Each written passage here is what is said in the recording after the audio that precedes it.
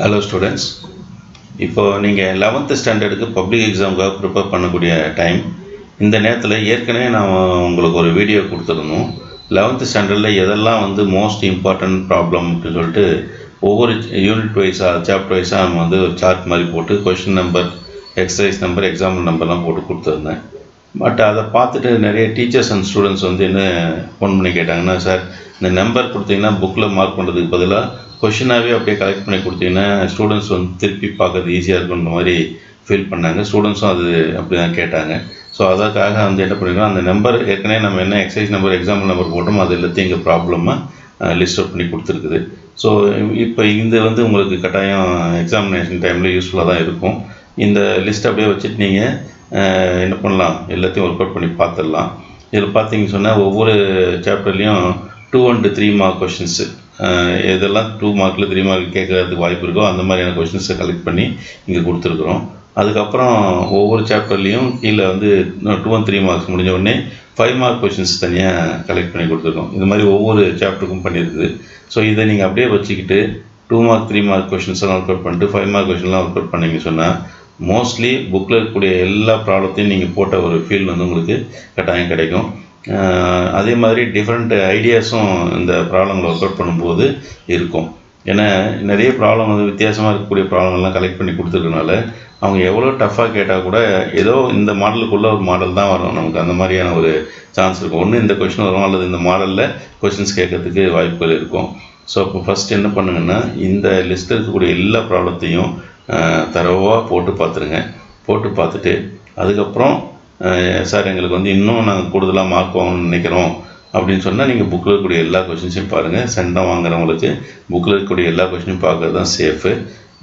இது பார்க்கும்போது நமக்கு ஒரு நல்ல மார்க் உங்களுக்கு நிச்சயம் கிடைக்கும். அதில் எந்த மாற்றமும் கிடையாது.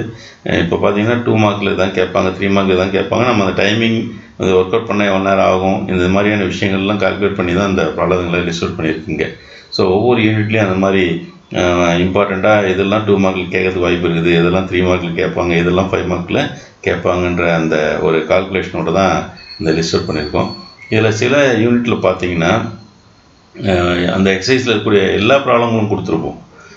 ஏன்னா அந்த எக்ஸசைஸ் வந்து நீங்கள் பழைய கொஷின் பேப்பர்ஸ்லாம் எடுத்து பார்க்கும்போது அந்த எக்ஸசைஸ்லேருந்து ப்ராப்ளம் இல்லாமல் இருந்திருக்காது.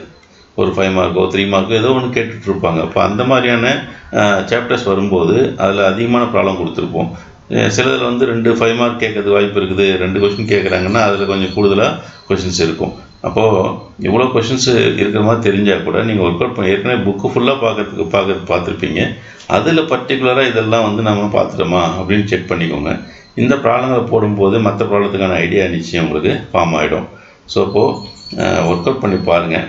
ஒர்க் அவுட் பண்ணி பார்த்துட்டு ஒரு இங்கே கொடுத்துருக்கு தொலைமை இது இப்போ 5 மார்க் கொடுத்தா இது 5 மார்க்கு தான் கேட்பாங்கன்னு நான் சொல்ல முடியாது. ஏன்னா கொஷின் பேப்பர் செட்டர் வந்து அதை 3 மார்க்காக கூட நினைக்கலாம். ஆனால் 3 மார்க்கு கொண்டு வந்து 5 மார்க்கு கூட கேட்கலாம். ஸோ அது டிபெண்ட்ஸ் அப்பான் அந்த கொஷின் பேப்பர் செட்டர். அதனால் நம்ம வந்து இதெல்லாம் ஒரு முக்கியமான ப்ராப்ளங்கள்னு சொல்லி செலக்ட் பண்ணி கொடுத்துருக்குறோம். ஸோ அப்போது அந்த மாதிரி முக்கியமான ப்ராப்ளங்களை நம்ம பார்த்துக்கோங்கன்னு சொல்கிறோம். இதுக்கு போக உங்களுக்கு கூடுதலாக தேவைப்படுறவங்க என்ன பண்ணலாம், அடிஷ்னலாக நீங்கள் புக்கு ஃபுல்லாக தரவா பார்த்துக்கோங்க. இது வந்து பிடிஎஃப் லிங்க்கும் கொடுத்துருக்குறேன். பிடிஎஃப் லிங்க் வேணுன்றவங்க டவுன்லோட் பண்ணி வச்சுக்கோங்க. ப்ரிண்ட் அவுட் வேணுன்றவங்க ப்ரிண்ட் அவுட் போட்டுக்கலாம். ஸோ நிறைய பேஜஸ் வருது, ப்ரிண்ட் அவுட் தேவையாக இருந்தால் போட்டுக்கோங்க. இல்லைன்னா அப்படியே நீங்கள் வச்சுக்கிட்டு ஒவ்வொரு ப்ராப்ளத்தையாக நீங்கள் ஒர்க் அவுட் பண்ணிட்டே வரலாம். ஸோ இது வந்து இந்த யூடியூப் சேனலுக்கு வந்து நீங்கள் லைக் பண்ணி சப்ஸ்கிரைப் பண்ணிக்கோங்க. இந்த எக்ஸாம் முடிவு வரைக்கும் இன்னும் நிறைய மெட்டீரியல்ஸு டிஃப்ரெண்ட்டாக டைப்பில் மெட்டீரியல்ஸ் கொடுக்க போகிறேன். ஸோ அதெல்லாத்தையும் நீங்கள் ஒரு டைம் பார்த்துட்டு போனீங்கன்னா நிச்சயமாக எக்ஸாமில் நல்ல மார்க் வாங்கிறதுக்கு வாய்ப்பு இருக்கும். ஸோ சப்ஸ்கிரைப் பண்ணிங்கன்னா அந்த நோட்டிஃபிகேஷன் உங்களுக்கு வந்துடும். உடனே நீங்கள் அதை என்ன பண்ணிக்கலாம், டவுன்லோட் பண்ணிக்கலாம். தேங்க்யூ.